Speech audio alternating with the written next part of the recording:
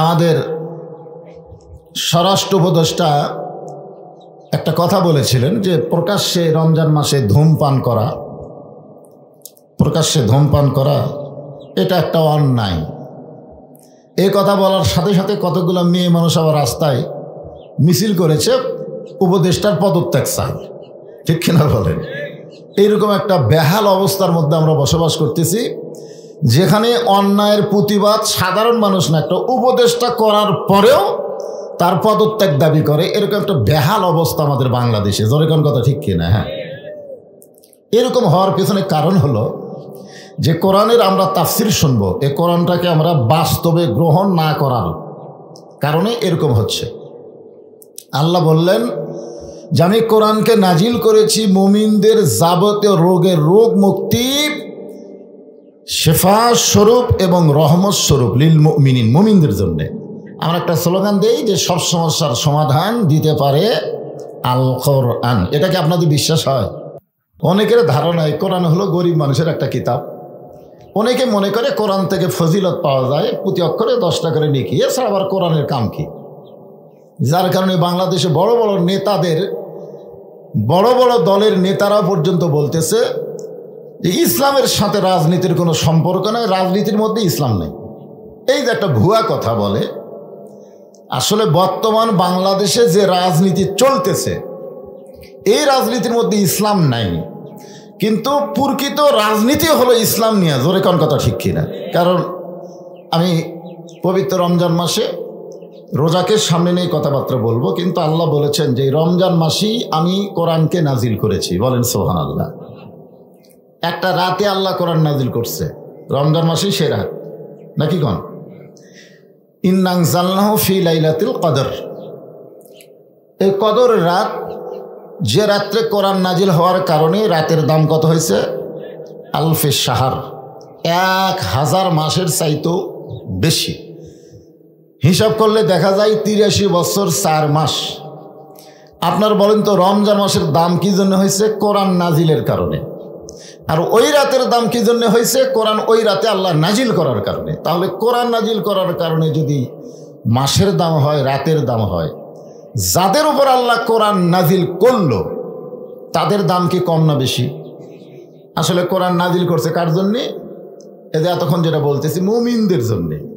কোরআনে প্রথমে আল্লাহ বলেছেন জালিকাল কিতাবু লা রাইবা ফিহি হুদাল লিল মুত্তাকিন। এই কিতাবের মধ্যে কোনো সন্দেহ নাই। এই কিতাব পাইকারি হারে সবাইকে হেদায়েত দিবে না। এই কিতাব পাইকারি হারে সবাইকে হেদায়েত দিবে না। যদি দিত তাহলে বাংলাদেশের কিছু কিছু লোক কেন বলতেছে যে ইসলামের সাথে রাজনীতি নাই, রাজনীতির সাথে ইসলাম নাই? এ কথা কেন বলতেছে? এ কথা বলার পিছনে কারণ হলো তারা মুত্তাকি না, তারা মুত্তাকির বাহিরে। যেরকম আবু জেহেল কোরআন শরীফ শুনেছে কিন্তু কোরআনকে গ্রহণ করেনি। আবু বকর রাদিয়াল্লাহু কোরআনকে শুনেছে এবং কোরআনকে গ্রহণ করেছে। এখন বলেন তো মুত্তাকি কে, আবু জেহেল না আবু বকর? তাহলে কোরআন হেদায়েত দেবে কার জন্য? আবু বকরের জন্য না আবু জেহেলের জন্য? তো বাংলাদেশে যারা আবু জেহেলের দল করে, এরা কোরআন থেকে হেদায়েত পাবে না, এ কথা স্বয়ং কে বলেছে? আরো জোরে বলেন। এটা কোনো বক্তার কথা? এটা আল্লাহর কথা। এখানে আল্লাহ ডাইরেক্ট বলেই দিলেন হুদাল্লিল মুত্তাকিন। শুধুমাত্র মুত্তাকিদের জন্য এই কোরআন জীবন ব্যবস্থা, মুত্তাকিদেরকেই কোরআন হেদায়েত দেবে। তাহলে আমার সামনে পবিত্র রমজান মাসে রোজা রাখা অবস্থায় যারা বসে আছেন, আমরা সকলেই যে মুত্তাকি, এই ব্যাপারে কোনো সন্দেহ আছে? আপনাদের কারো সন্দেহ আছে? নাই।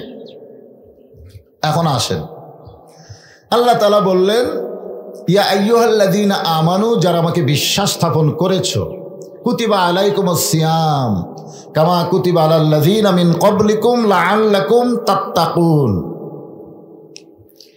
যারা আল্লাহকে আমরা বিশ্বাস স্থাপন করেছি, আল্লাহকে বিশ্বাস না করলে এই 16 ঘন্টা না খেয়ে থাকা যাবে?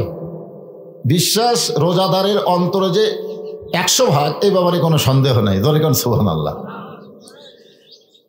আল্লাহ বলতেছেন রোজা তোমাদের জন্য ফরজ করা হয়েছে, তোমাদের পূর্ববর্তীদের জন্য রোজা ফরজ ছিল। আশা করা যায় এই রোজার মাধ্যমেই তোমরা মুত্তাকি হতে পারবে। সুবহানাল্লাহ বলেন। কোরআন থেকে হেদায়েত নিতে গেলে কি হওয়া লাগবে? আমার কথায় বোঝা লাগবে। তাহলে কি মনে করছেন যে রাতের ওয়াজ, এটা কি মনে করছেন যে রোজা ছাড়া ওয়াজ? এটা রোজা থেকে ওয়াজ। বক্তা কি সেই রকম টান দিয়া শুদ্ধ ওয়াজ করতে পারবে? ওয়াজ করতে করতে যদি কলিজা শুকা যায়, আমি যদি বলি 1 গ্লাস পানি দেন, আপনারা দিবেন? দিবেন? হুজুর মরে যাক, সূর্য অস্ত যাওয়ার আগে কোনো পানি দেওয়া যাবে না, ঠিক কিনা বলেন? তো এই জন্য একটু লেকচার অনুযায়ী আজকে ওয়াজ শোনা লাগবে, ওই টানটুন সুরসার দেখলে হবে না, বুঝলেন না? হ্যাঁ, এই জন্য একটু মনোযোগ দিয়ে শুনবেন। কি বলতেছেন? রোজা রাখলে কি হওয়া যাবে? লাআল্লাকুম তাত্তাকুন, আশা করা যায় তারা মুত্তাকি হবে। এ কথা বলছেন কে? আর কোরআন থেকে হেদায়েত নিতে গেলে হুদাল্লিল মুত্তাকিন, পাইকারি আরে সবাইকে কোরআন হেদায়েত দিবে না, দিবে কাদেরকে? যারা মুত্তাকি হবে। এখন বলেন তো, মুত্তাকি হওয়ার যত ইবাদত, 1 নম্বর ইবাদতের নাম কি? নামাজ। কোরআন হাদিসের কোনো জায়গায় নাই যে নামাজ পড়লে মানুষ মুত্তাকি হবে। কোরআন হাদিসের কোনো জায়গায় খুঁজে পাবেন না যে হজ করলে মানুষ মুত্তাকি হবে। কোরআন হাদিসের কোনো জায়গায় পাবেন না যাকাত দিলে মানুষ মুত্তাকি হবে। শুধু একটা ইবাদতের দ্বারা মানুষ মুত্তাকি হয়, সেই ইবাদতের নাম হলো রোজা রাখা। এতক্ষণ কি বুঝলেন? এখানে যে আল্লাহ বললেন কুতিবা আলাইকুমুস সিয়াম কামা কুতিবা আলাল্লাযিনা মিন ক্বাবলিকুম লাআল্লাকুম তাত্তাকুন, একমাত্র রোজার মাধ্যমে মানুষ মুত্তাকি হবে, আর মুত্তাকিদের জন্য আল্লাহর কোরআন হেদায়েত দিবে। সুবহানাল্লাহ বলে।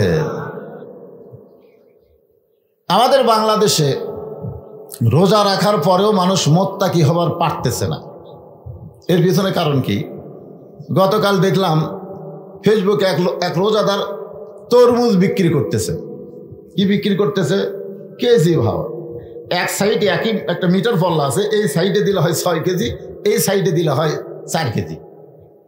ও এই সাইডে বিক্রি করে, এই সাইডে করে না। হ্যাঁ, আপনি দেখছেন? আচ্ছা, ঠিক আছে। তো কারণ কি? ওই লোকটা কিন্তু রোজাদার, রোজা রাখার পরেও সে মানুষকে ধোকা দিয়া ব্যবসা করতেছে।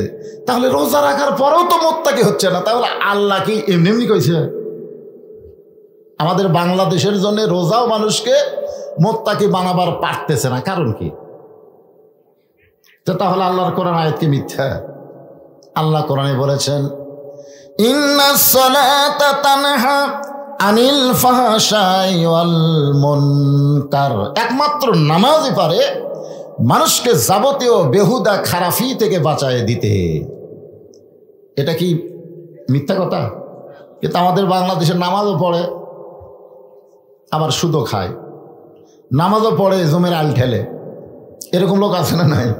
আসরের নামাজ পড়ে জমির ধান দেখ ফেরাইছে, এই ধান দেখ ফেরাইসা দেখে ওপর জমির পানি চলমল করতেছে, নিচে আর জমির পানি নেই। চারিদিকে তাকায় দেখে কেউ নেই, আস্তে করে বসে বিসমিল্লাহ বলে আল কাটা দিছে। আল কাটাতে ওই পানি দিয়ে হাত ধোছে, ধুয়ে আবার উঠে চারিদিকে তাকায় বলে আলহামদুলিল্লাহ কেউ দেখেনি। লোকটা কিন্তু আসরের নামাজ পড়ছে, তারপরে এসে কোন দিকে দেখতেছে? উপর দিকে না চারিদিকে? এই মানে যতদিন মানুষ চারিদিকে দেখবে, উপর দিকে খেয়াল না করবে, ততদিন মানুষ মুত্তাকি হবার পারবে না। আপনারা বলেন তো, আসল দেখনেওয়ালা কে? কে? ওই দিকে না তাকায় এই দিকে তাকায়, তার মানে এখন বলেন রোজা রাখলেও মুত্তাকি হওয়ার পারতেছে না, নামাজের মাধ্যমে মানুষ খারাপ কাজ ছাড়বার পারতেছে না। এর পিছনে কারণ কি? এর পিছনে কারণ সেটাই আপনাদের সামনে আজকে উপস্থাপন করা হবে ইনশাআল্লাহ। যেই কোরআন আল্লাহ নাজিল করলেন রমজান মাসে, মাসের দাম বেড়ে গেল। যেই রাতে কোরআন নাজিল করার কারণে রাতের দাম বেড়ে গেল। আর যাদের উপর আল্লাহ কোরআন নাজিল করলো তাদের দাম বাড়ে না কেন? এই কোরআনের সঙ্গে একটা কাপড় লেগে থাকলে সে কাপড়ের দাম কম না বেশি? এই কোরআন যে রেহালের উপরে থাকে, একই গাছের কাঠ দিয়ে খাট বানাচ্ছে, সোফা বানাচ্ছে, একটা রেহাল বানাচ্ছে, দাম বেশি কার? রেহালের। কারণ কি? একটা কাঠের রেহালের সঙ্গে কোরআনের সম্পর্ক থাকার কারণ রেহালের দাম বাড়ে।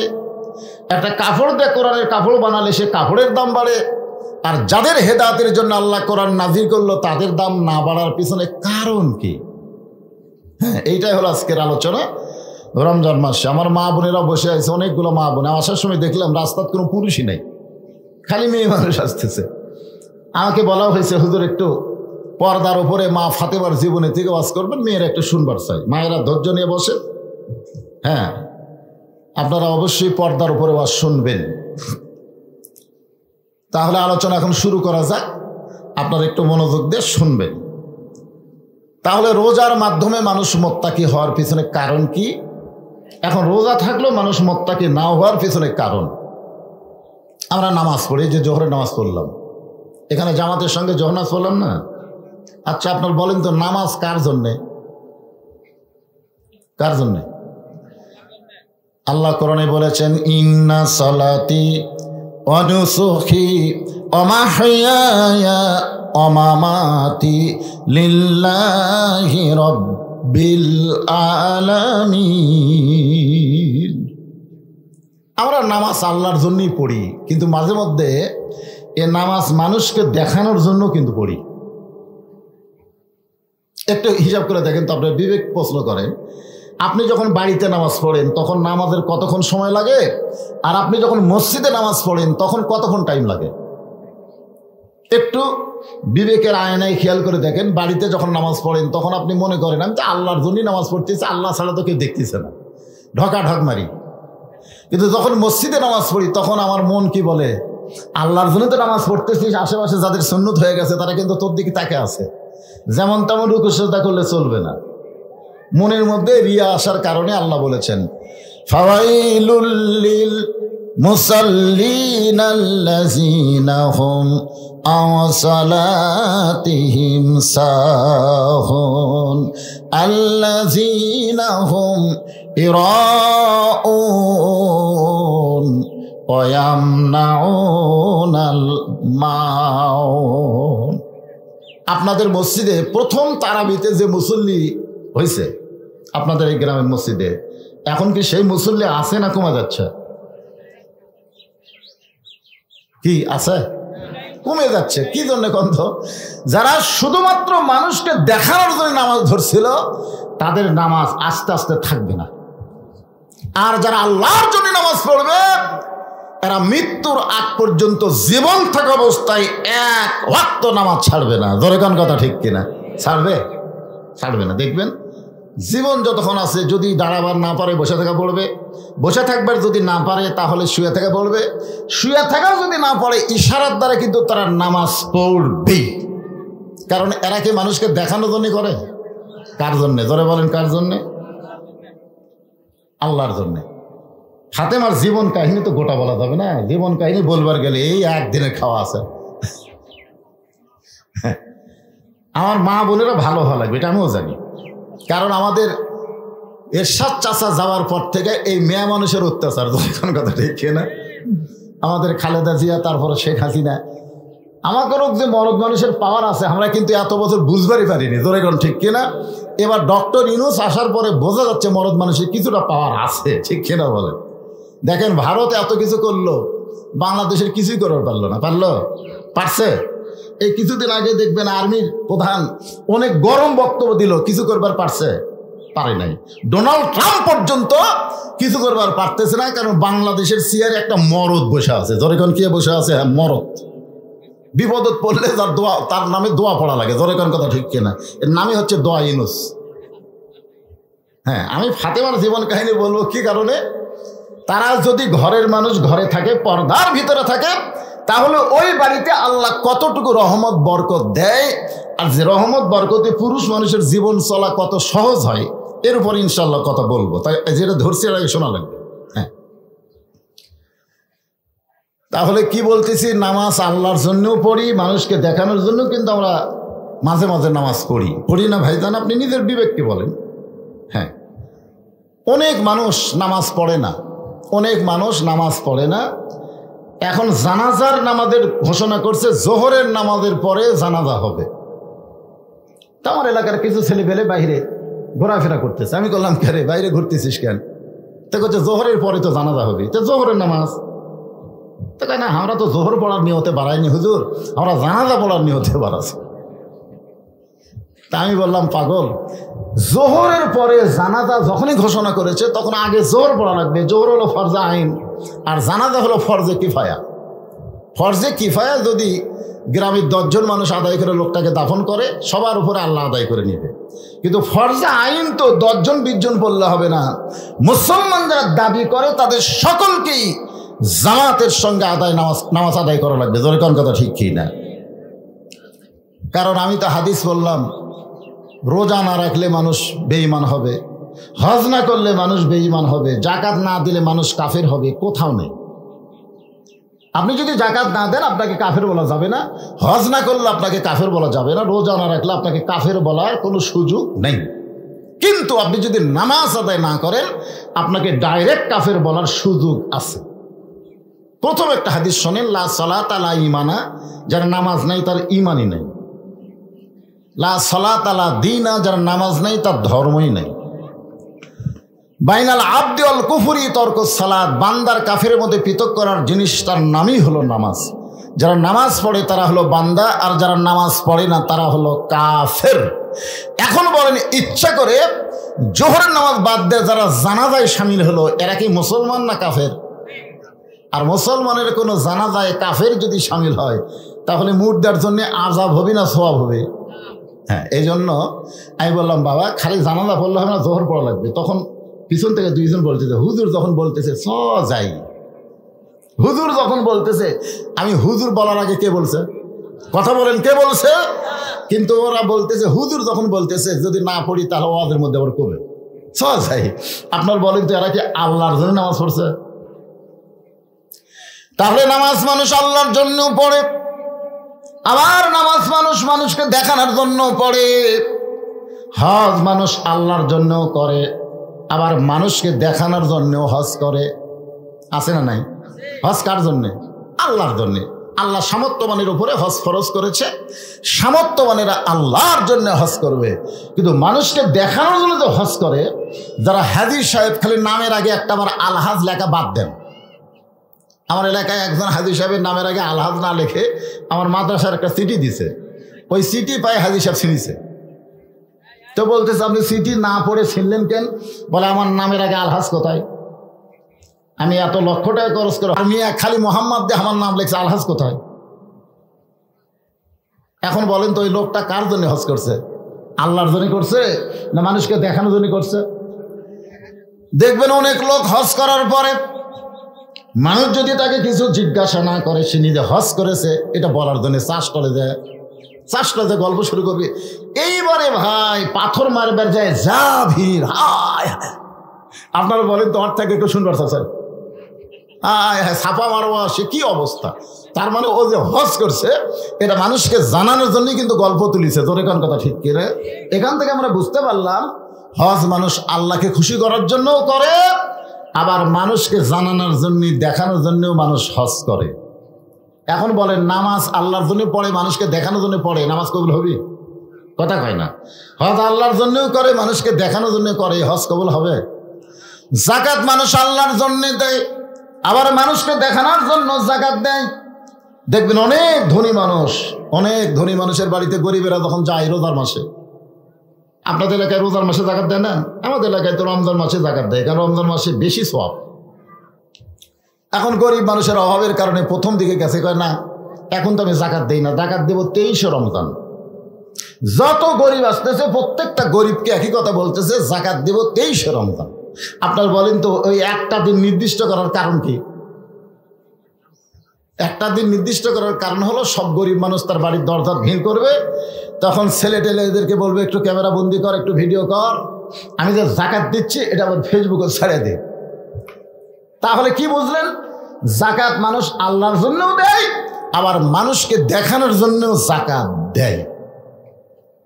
তাহলে ইবাদত গেল কয়টা? নামাজ, হজ, জাকাত, আরে একটা থাকলো, সেটা হলো রোজা। আপনারা বলেন তো এই রোজা, এই যে 16টা ঘন্টা না খায়া থাকা, পানাহার না করে থাকা, এটা কেউ মানুষকে দেখানোর জন্য করে? আপনাকে কি মনে হয় মানুষকে দেখানোর জন্য রোজা কেউ করে? আচ্ছা, মানুষের দেখানোর জন্য হয়তো বাইরে করলো, ভিতরে যখন গেল গোসলখানার মধ্যে গোসল করতেছে। আমার এলাকায় দেখলাম এক রোজাদার কিছুদিন আগে এই দ্বিতীয় রোজাতে মুখের মধ্যে উজু করতে গিয়ে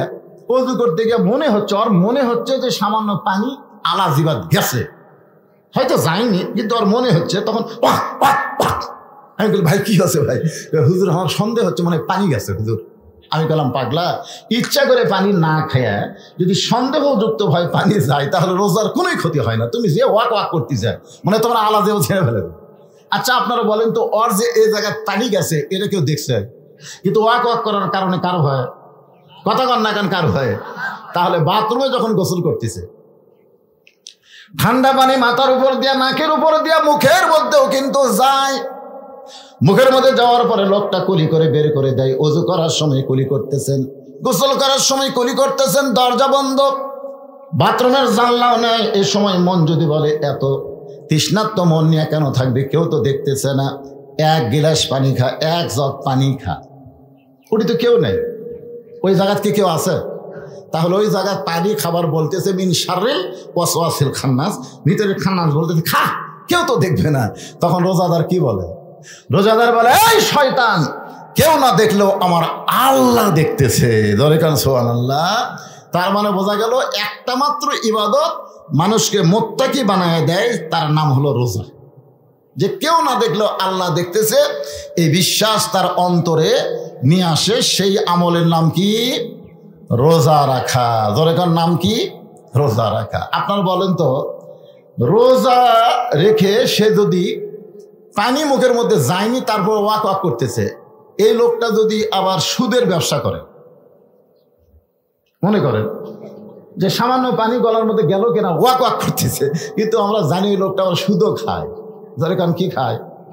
আচ্ছা সুদ খেলে কি রোজা ভঙ্গ হয়?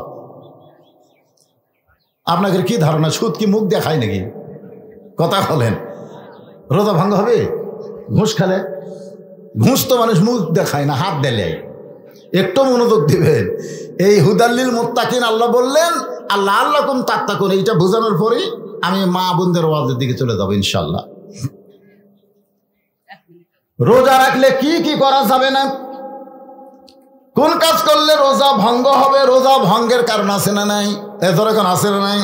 রোজা ভঙ্গের কারণ আমাদের সকলকে জানা দরকার। এই কারণটা বর্তমানে আমাদের বাংলাদেশে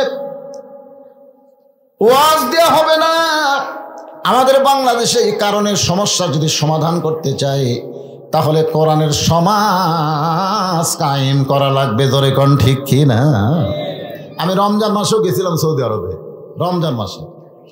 তো আমি দেখেছি ওখানে, রোজার কয়েকদিন আগে গেছিলাম, তো যেই রমজান মাসের চাঁদ উঠলো, ওটার সাথে সাথে সৌদি সরকার ঘোষণা করে দিল, আল্লাহ তাআলা নিয়ামত স্বরূপ 1 বছর পরে নবী দোয়া করতেন বাল্লিগ না রমাদান, সেই রমজান মাস আল্লাহ আমাদেরকে দেওয়ার কারণে, কোরআন নাজিলের মাস আবার আল্লাহ আমাদেরকে নিয়ামত স্বরূপ দেওয়ার কারণে, প্রত্যেকটা দ্রব্যমূল্য, প্রয়োজনীয় খাদ্য এবং দ্রব্যমূল্যের দাম যা ছিল, কোরআন নাজিলের মাস পাওয়ার কারণে তার দাম অর্ধেক হয়ে গেল। কি বুঝলেন? এই সৌদি প্রবাসীরা, সৌদি প্রবাসীরাই তো মাহফিল করতেছে। তো ওখানে সৌদি আরবে কি দেখে আসলো, যে ওই জায়গায় কোরআন নাজিলের মাস পাওয়ার কারণে খাদ্যদ্রব্যের দাম যা ছিল কমে গেল। আমি সেদিন ফেসবুকে দেখলাম, এটা আবার একটা দিছে, ভিডিও দিছে মানুষকে শেখানোর জন্যে। সৌদি আরবের রোজার চাঁদ উঠে 10 টাকার জায়গায় 5 টাকা লিখতেছে, 10 টাকার জিনিস 5 টাকা, 20 টাকার জিনিস 10 টাকা, 40 টাকার জিনিস 20 টাকা। আর বাংলাদেশে লিখতেছে রোজার চাঁদ ওঠার সাথে সাথে 10 টাকার জিনিস 20 টাকা, 20 টাকার জিনিস 40 টাকা, 40 টাকার জিনিস 80 টাকা।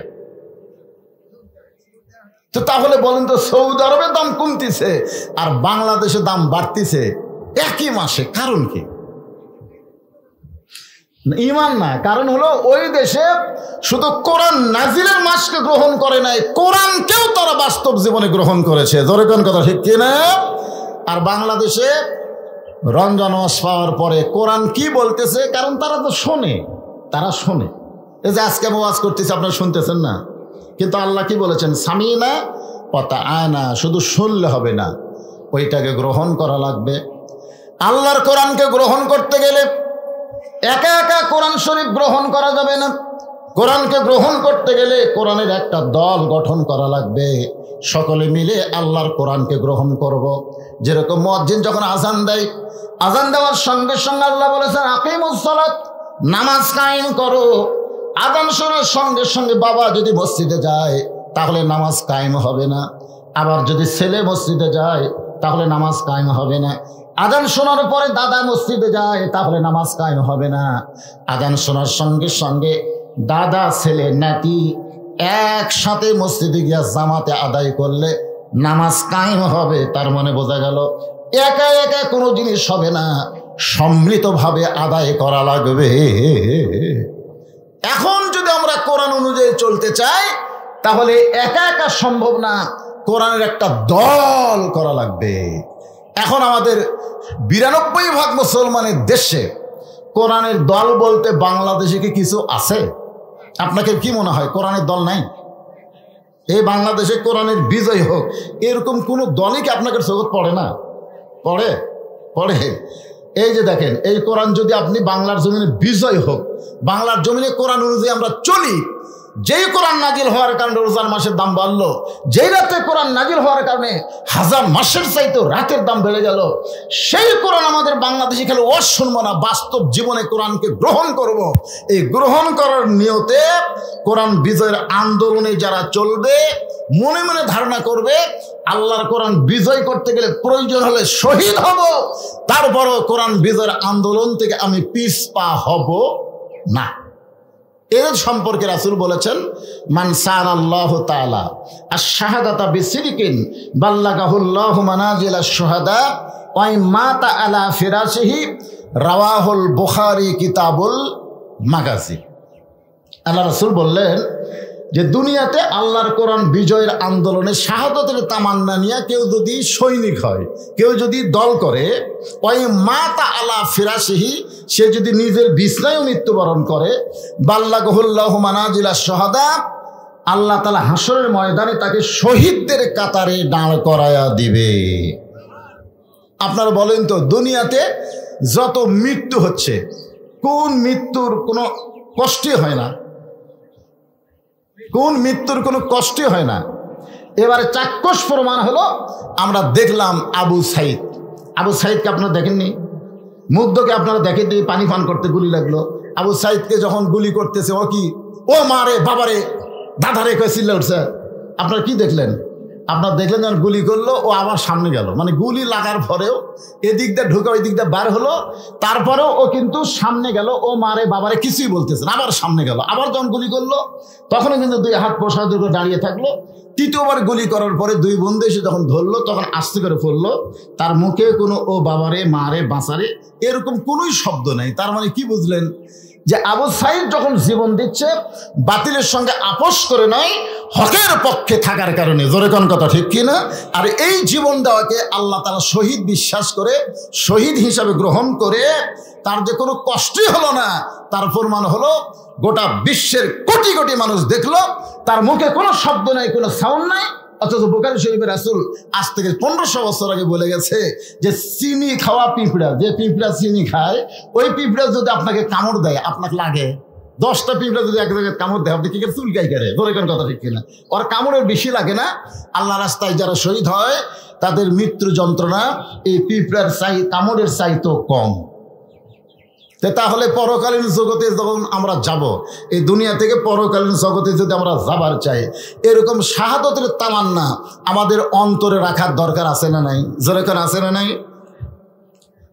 এখন আসেন, আল্লাহ কোরআনে বললেন, ওয়াসিকাল্লাযীনা তাকাউ রাব্বাহুম ইলাল জান্নাতি যুমারা হাত্তা ইযা জাউহা وفتحت أبوابها وقال لهم خزنتها سلام عليكم طبتم فادخلوها خالدين।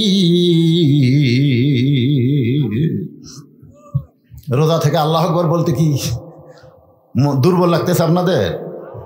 কোরআন যে আয়াতে কারিমা তেলাওয়াত করলাম, আয়াতের তো অর্থ খালি একটু জানা থাকলে আল্লাহু আকবার কয়ে খাড়া হতেন। এই আয়াতের উপরে এখন আলোচনা হবে। এই রোজাদার, আপনার যে কষ্ট করে রোজা আছেন, আপনাদের পুরস্কার কি, কিভাবে আল্লাহ পুরস্কার দিবেন, আর আপনার পুরস্কার পায়ে কেমন খুশি হবেন, পেশার দরজাতে আল্লাহ আপনাদের জান্নাত দিবেন। আসলে যে জান্নাতই না আল্লাহ প্রয়োজন, এর উপরে একটা কথা আছে এই আয়াতের মধ্যে। তো এইটা বলার আগ দিয়ে আমি দেখতেছি আমার অবস্থা, শরীর অবস্থা খুব একটা ভালো দেখতেছি না, বুঝলেন? বেশি লম্বা আওয়াজ হয়তো করতে পারবো না, আপনারা শুনতেছেন তো কষ্ট হচ্ছে না, কিন্তু বলতেছি আমি তো যাই হোক, আমার মা বোনদের জন্য ওরা বসে আছে। আল্লাহ রাসূল একদিন ফাতেমার কাছে গিয়ে বললেন, মা, তোমার কি কখনো মনে হয় যে তোমার বাবা বিশ্ব নবী, এই কারণে আল্লাহ তোমাকে জান্নাত দিবে? মেয়েকে বলতেছে। যেরকম আমি একটা বক্তা মানুষ, আমার 3টা মেয়ে দিছে আল্লাহ, তা আমার মেয়েরা যদি এরকম ধান্দা করে বসে থাকে, আমার বাবা এত বড় বক্তা আর তার মেয়ে হওয়ার কারণে আমরা জান্নাতে যাব, যদি এইরকম একটা বিশ্বাস নিয়ে থাকে, তো রাসূলও সেই কারণে বলতেছে, মা, কখনোই কি তোমার মনে হয় যে তোমার বাবা বিশ্ব নবী, এই কারণে আল্লাহ তোমাকে জান্নাত, কখনো মনে হয়? ফাতেমা বলতেছে, বাবা, কখনো কেন, সবসময় মনে হয়। এত বড় নবীর মেয়ে হওয়ার কারণে আল্লাহ আমাকে জান্নাত দিবে না? আল্লাহ রাসূল ফাতেমার কপালে একটা চুমা দিয়ে বললেন, মা, এই কথা কখনোই মনে করবা না যে তোমার বাবা বিশ্ব নবী বলে আল্লাহ তোমাকে জান্নাত দিবে। জান্নাতে যদি যাবার চাও, তাহলে জান্নাতের আমল করে তোমাকে জান্নাতে যেতে হবে। কি বুঝলেন? আমার মায়েরা যারা পর্দার অন্তরালে শোনেন, সঙ্গে সঙ্গে ফাতেমা কান্না শুরু করে দিল, বাবা, তাহলে বিশ্ব নবীর মেয়ে হওয়ার কারণে, সাইয়্যিদুল আম্বিয়া সাইয়্যিদুল মুরসালিন, সমস্ত নবীদের ইমাম, নবীদের সর্দারের মেয়ে হওয়ার কারণে আল্লাহ আমাকে জান্নাত দিবে না? রাসূল বলে, কখনোই না। জান্নাতে যাইতে গেলে জান্নাতের আমল করে জান্নাতে যাওয়া লাগবে। ফাতেমা বলেন, বাবা, তাহলে জান্নাতে যাওয়ার আমল কি? আল্লাহ রাসূল বলেন, ফাতেমা, জান্নাতে যাওয়ার আমল মেয়েদের জন্য খুবই সহজ। মাত্র 4টা আমল যদি করতে পারো, আল্লাহ তোমাকে 8টা জান্নাতের দরজার মালিক বানায়া দিবে। রাসূল বললেন, জান্নাতে যাওয়া মেয়েদের জন্য খুবই সহজ।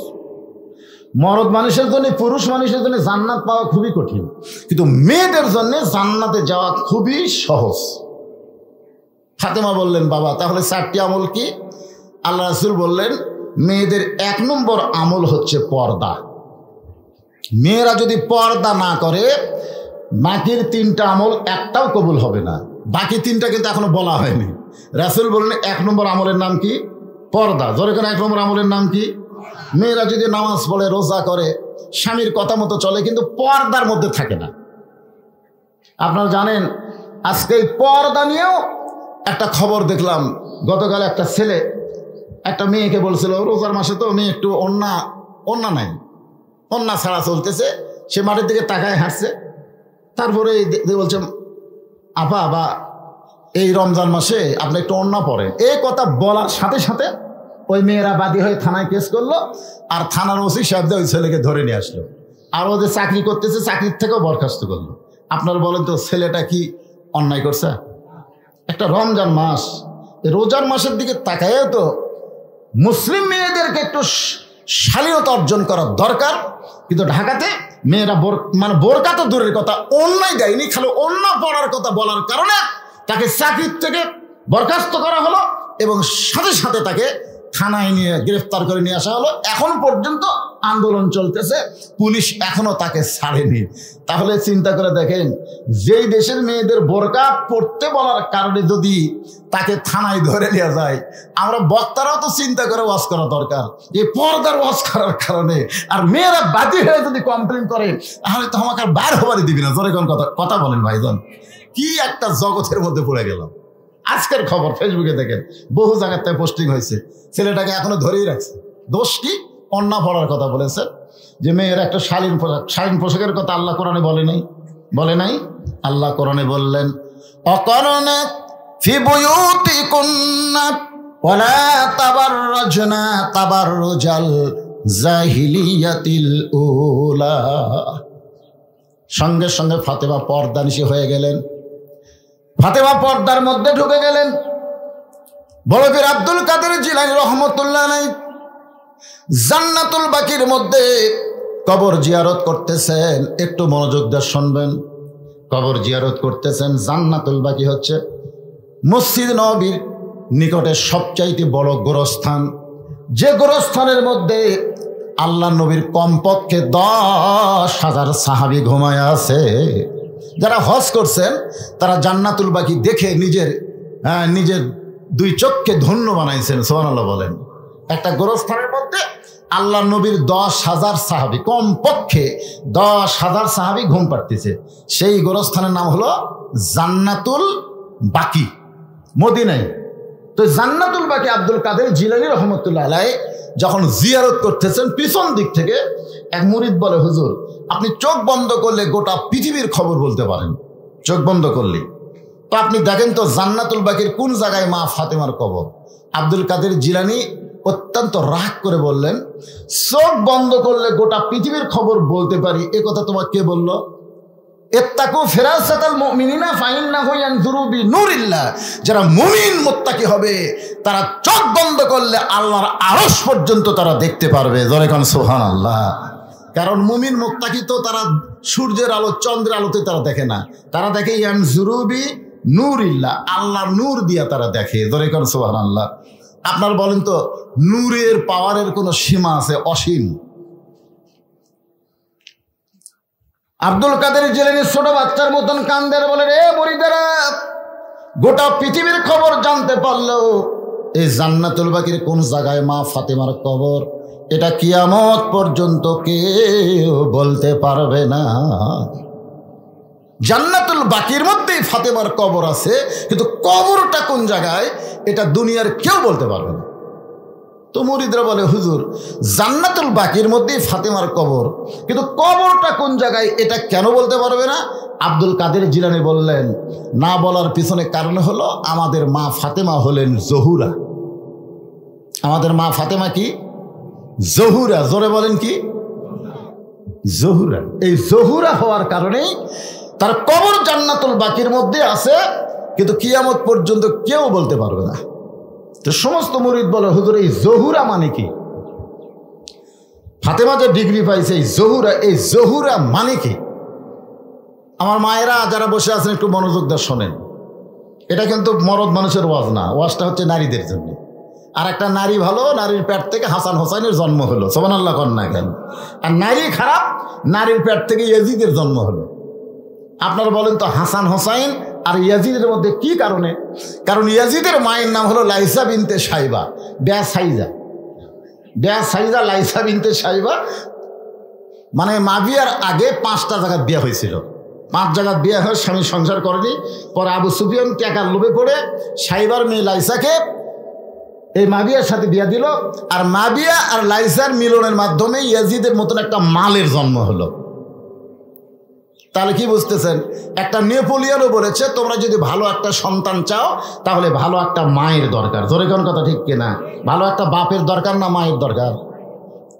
বাবাই আনন্দে মাতিয়া সাগরে ভাসাইয়া সেই যে চইলা যায় খবর লয় না, মাজন ধরিয়া উদরে কতই কষ্ট করে, 10 মাস পরে পায় প্রসবের বেদনা, এমন দরদি ভাবে কেউ হবে না আমার মা গো। ইমাম গাজ্জালি বলেছেন, মায়ের পেটে যখন বাচ্চা আসে, বাচ্চা কনসেপ্ট হওয়ার সাথে সাথেই আল্লাহ তাআলা মায়ের মাসিক ব্যারাম বন্ধ করে দেয়। প্রতি মাসে, এই রমজান মাসে মেয়েদের এই মাসিক হলে রোজা রাখা যাবে? যাবে? নামাজ পড়া যাবে? কোরআন শরীফ স্পর্শ করা যাবে? যাবে না। কারণ এই একটা অসুখ হলে কোনো ইবাদত করা যায় না। কিন্তু যখনই পেটে বাচ্চা আসে তখন আল্লাহ মাসিক বন্ধ করে দেয়। কারণ কি? ইমাম গাজ্জালি বলেছেন, পেটে বাচ্চা থাকা অবস্থায় মায়ের যেন কোনো ইবাদতের কমতি না হয়, এই জন্য আল্লাহ অসুখ বন্ধ করে দেয়। কারণ মায়ের ইবাদতের সাথে পেটের বাচ্চার আল্লাহ একটা সম্পর্ক করে দেয়। জোরে কান সুবহানাল্লাহ। আমার এলাকার এক ছেলে কয়, হুজুর 11 মাস আমার খিদা লাগে না, কিন্তু রোজার চাঁদ উঠলে আমার খিদা লাগে। হুজুর 11 মাস আমার খিদাই নেই, কখনকার খাওয়া কখন খাই, কিন্তু এই রোজার চাঁদ উঠলে কোথ থেকে এত খিদা শুরু হয় হুজুর, খালি খাবারই মন চায়। তা আমি কইলাম, এই ব্যারাম হওয়ার পিছনে কারণ হলো তোর মা বাঁচা আছে, যা জিজ্ঞেস কর। তা আমার কথা মতো যা জিজ্ঞেস করছে, মা রমজান মাসে আমার খিদা বেশি কেন? তো মা বলতেছে, এই সর্বনাশ করছে তোর দাদি। তুই যখন আমার পেটে ছিলি রমজান মাসে তোর দাদি আমাকে রোজা থাকবার দেয়নি। আমি রোজা থাকলে নাকি পেটের বাচ্চা শুকা যাবি, জোর করে আমাকে রোজা ভাঙ্গাছে। 1 মাস আমিও খাচ্ছি রোজার মাসে, তুইও খাচ্ছি। রমজান মাসে তোর পেটের মধ্যে খাওয়া শুরু হচ্ছে রে, এই জন্যই দুনিয়াতে তুই রোজা থাকবার পারিস না, বুঝছেন? মা যখন পেটে বাচ্চা নিয়ে রুকুর থেকে সেজদা যায়, বাচ্চার বয়স 4 মাস 5 মাস এরকম হয় না? রুকুর থেকে সেজদার কাছে পেটের মধ্যে বাচ্চা দমল খাচ্ছে, ফেরেশতাকে আল্লাহ দেখো তোমার বান্দি নামাজ পড়বার দে, পেটের বাচ্চার কত কষ্ট হয়।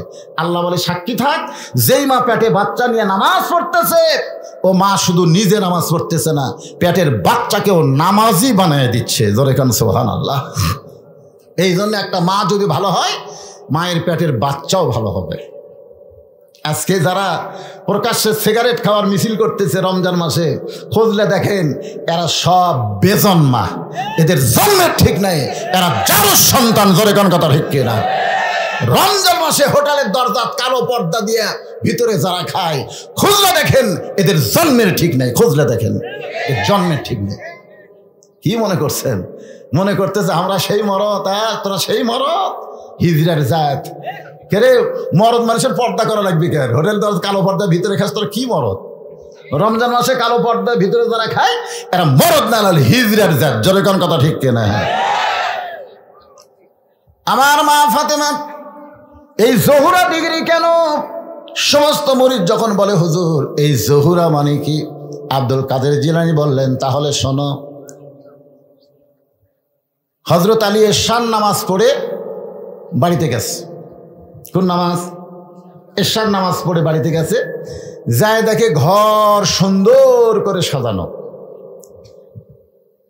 ফাতেমা সুন্দরী সাইজা গুইজা বসে আছে, হাসান হোসেনকে সুন্দর করে সাজাই দিছে। এখন বলেন একটা পুরুষ মানুষ ঘরের মধ্যে ঢুকাই যদি দেখে ঘরও সুন্দর, বউ সুন্দর, সন্তানগুলো সুন্দর হয়ে, তাহলে মরদ মানুষের মনে একটা আলাদা জান্নাতি শান্তি আসে। ধরে কেন আসে? আসে না? আপনার বাড়ির মধ্যে যায় দেখবেন তো বউ কি সাজা গোজা থাকে? বউ যখন কোনো জায়গায় যায় তখন সাজে, একের ভালো কাপড় পরতেছে, ভালো মালা, হাতত বালা, এরকম কাপড় দান পরতেছে। স্বামী মন ভার করে বসে আছে। বউ বলে কে গো মন ভার কেন? স্বামী বলতেছে আমার মনে হয় তুমি কোথায় যাবা, তুমি কোথায় যাবা, কারণ তুমি যখন যাও তখন সাজো, কিন্তু আমার কাছে তুমি কোনোদিন সাজো না। বউ বলতেছে তোমার কি ভীমরতি ধরছে, আমি অমুক জায়গায় যাবো এই জন্য তো সাজা গুজে যাচ্ছি। আমি মা বোনদের জন্য বলি, মা কোনো জায়গায় যখন যাবেন তখন সাজা সম্পূর্ণ হারাম, কালো রঙের বোরকা পরে যাওয়া লাগবে। আর যতক্ষণ ঘরে থাকবেন স্বামীর জন্য কেবলমাত্র এক ব্যক্তির জন্য মেয়েরা সাজতে পারবে, সেই ব্যক্তি হলো তার স্বামী। জোরে কোন সুবহানাল্লাহ। তাহলে মেয়েরা কার জন্য সাজা? আপনাকে এলাকার বইয়েরা কার জন্য সাজা? কোনো জায়গায় যখন যায় তখন সাজে, স্বামীর সামনে কইলে ভেটকি করার টাইম আছে? হযরত আলী আল্লাহর শুকর আদায় করার সঙ্গে সঙ্গে ফাতেমা দুইটা সন্তানকে বুকের মধ্যে নিয়ে কানে কানে বলতেছে, বাবা তোমরা দুই ভাই একটু অন্য ঘরে যাও, তোমার বাবার সঙ্গে আমার গোপন কিছু গল্প আছে। ফাতেমা দুই সন্তানকে বুকের মধ্যে নিয়ে কানে কানে বলতেছে যে তোমরা দুই ভাই একটু অন্য ঘরে যাও, তোমার বাবার সঙ্গে আমার গোপন কিছু গল্প আছে। হোসাইন একটু ছোট তো, হাসান বুঝবার পারছে যে মা সাইদা গুজা বসে আছে, আর বাবা ঢোকার সাথে সাথে আমাকে অন্য ঘরে যাওয়ার কয়, বাবার সঙ্গে গোপন কিছু গল্প আছে। বোঝা গেছে আমার মা বাপের সাথে কি করবে। এটাকে ছোট বাচ্চা যখন বুঝবার শিখবে তখন তাদেরকে ঘরে রাখা জায়েজ। একজন দুইজন করলে সবাই বুঝতে পারতেছেন না। আপনার বাচ্চা যখন বোঝার মতন বয়স হবে তখন স্বামী স্ত্রী ভালোবাসা করতে গেলে ওই সন্তানকে চেতন থাকা অবস্থায় হবে না।